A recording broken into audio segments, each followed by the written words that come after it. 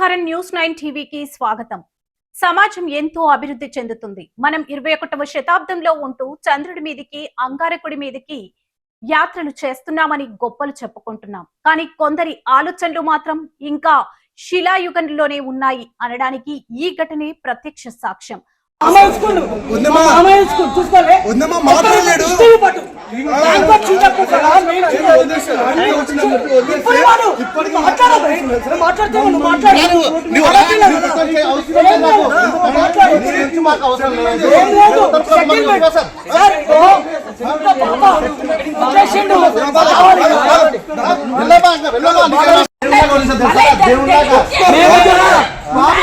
ఎంత ఎంత అంటే అంత ఏడుస్తుంది. ఒక్కది ఎంత చిన్నపిల్లరా దాన్ని ఏడిపిస్తావా?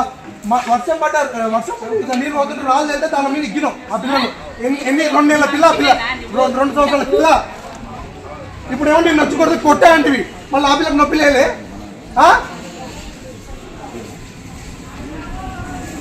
ఆడపిల్ల పుట్టిందన్న ఒకే ఒక కారణంతో 7 అడుగులు నడిచిన భార్యను గుండెల మీద పెట్టుకుని చూసుకోవాల్సిన కన్న కూతురుని నడి వీధిలో వదిలేశాడు ప్రబుద్ధుడు. అంతటితో ఆగాడా? లేదు. తన కూతురికి తండ్రి ప్రేమను దూరం చేసిన ఆ కసాయి హైదరాబాద్ పారిపోయి గుట్టు చప్పుడు కాకుండా మరో మహిళతో సాజీవనం చేస్తూ 2 మగపిల్లలకు తండ్రయ్యాడు. మగపిల్లాడి మీద ఉన్న కక్కుర్తితో మొదటి భార్య జీవితాన్ని నాశనం చేసిన ఆ మోసగాడి బాగోతం హైదరాబాద్ సరూర్ నగర్ లో బట్టబయలైంది. అసలు చట్టం కళ్ళుగప్పి ఈ దొంగ కాపురం ఎలా చేస్తున్నాడు? భర్త అసలు రంగు పట్టుకున్న భార్య ఆవేదన ఏంటో చూద్దాం ఈ స్టోరీలో. వనపర్తి జిల్లాకు చెందిన అర్చన రవిలకు 2012లో పెళ్లైంది. కోటి ఆశలతో మెట్టినింట అడుగు పెట్టిన అర్చనకు ఆడపిల్ల పుట్టే వరకు అంత బానే ఉంది. కానీ ఆ పసి ప్రాణం భూమి మీద పడగానే అత్తింటి వారి కళ్ళు నెత్తికెక్కాయి. ఆడపిల్ల పుట్టిందన్న అక్కసుతో అర్చనను నిత్యం చిత్రహింసలకు గురి చేయడం మొదలు పెట్టారు. దేవుడు లాంటి భర్త అండగా ఉంటాడు అనుకుంటే కసాయిలా మారి భార్య బిడ్డలను గాలికి వదిలేశాడు. కట్ చేస్తే వనపర్తి నుంచి హైదరాబాద్ కు మకాం మార్చిన రవి సరూర్ నగర్ లో అసలు నాటకానికి తెరతీశాడు. భార్యకు దూరంగా ఉంటూ మరో మహిళతో అక్రమ సహజీవనం మొదలు పెట్టాడు. ఎందుకు మొదటి భార్యను వదిలేశాడో తెలుసా? కేవలం మగ పిల్లాడు కావాలన్న పిచ్చితో. ఆ రెండో మహిళ ద్వారా 2 మగ పిల్లలకు తండ్రి కూడా అయ్యాడు. చట్టం దృష్టిలో మొదటి పెళ్లి ఉనికిలో ఉండగానే అసలు ఈ రెండో కాపురమేంటి? ఇదెక్కడి న్యాయం అని ఇప్పుడు సమాజం ప్రశ్నిస్తుంది. ఓవైపు విడాకుల కోసం వనపర్తి కోర్టులో పిటిషన్ వేసి ఈ నెల 28న ఫైనల్ హియరింగ్ ఉండగా కోర్టుకు కూడా హాజరు కాకుండా పోలీసుల కళ్ళు గప్పి తిరుగుతున్నాడు ఈ కేటుగాడు. కానీ పాపం ఎప్పుడు దాగదు కదా.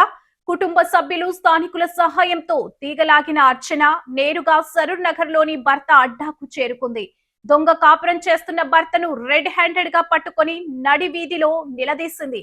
చూసారుగా, తనకు తన కూతురికి న్యాయం చేయాలని చట్టపరమైన చర్యలు తీసుకొని భరణం ఇప్పించాలని సోమవారం భర్త ఇంటి ముందు అర్చన ఆందోళనకు దిగింది. ఆడపిల్ల అంటే ఎందుకంత చిన్న చూపు? నా బిడ్డ భవిష్యత్ ఏంటి అంటూ ఆ తల్లి అడుగుతున్న ప్రశ్నలకు బదులిచ్చే నాదుడే లేడు. ఇప్పుడు బంతి పోలీసుల కోర్టులో ఉంది. చట్టాన్ని తన చేతిలోకి తీసుకొని 2 జీవితాలతో ఆడుకుంటున్న ఇలాంటి మోసగాడిపై సరూర్ నగర్ పోలీసులు ఎలాంటి చర్యలు తీసుకుంటారు? సమాజంలో మహిళలకు ఆడపిల్లలకు రక్షణ ఎక్కడా? తల్లి బిడ్డల కన్నీరు తుడిచేదెవరు? ఈ కేసులో అధికారుల స్పందన కోసం మా ఛానల్ నిరంతరం పోరాడుతూనే ఉంటుంది, నిలదీస్తూనే ఉంటుంది. మరిన్ని అప్డేట్స్ కోసం చూస్తూనే ఉండండి న్యూస్ 9 టీవీ.